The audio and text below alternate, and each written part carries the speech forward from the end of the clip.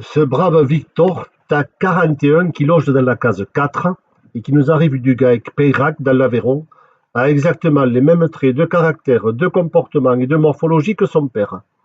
Son père Riquet, passé par Gélioc en mars 2022, avait retenu à l'époque l'attention de ses deux copropriétaires, le GAEC Peyrac donc et le GAEC Calmélie, pour son comportement, je dirais même sa bravoure, et pour son potentiel de croissance.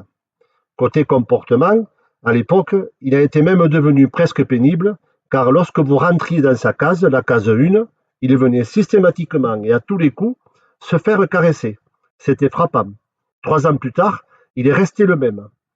Son fils ici a le même comportement.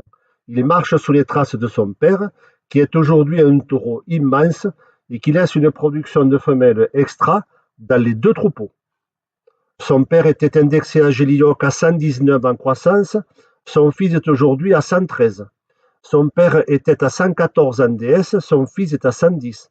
Son père était à 109 en qualité de race, son fils est à 101. Le Riquet avait fait 1640 grammes à Gélioc, son fils en a fait 1775, il est même numéro 2 de la série pour ce critère. Et regardez ce que sont devenus dans l'intervalle les index de production du père. Croissance 117, DS 115, IVMAT 111.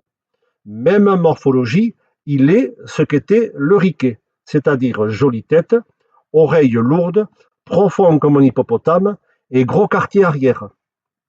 Riquet, c'était Brésil recommandé sur le Coluche à Rochesse.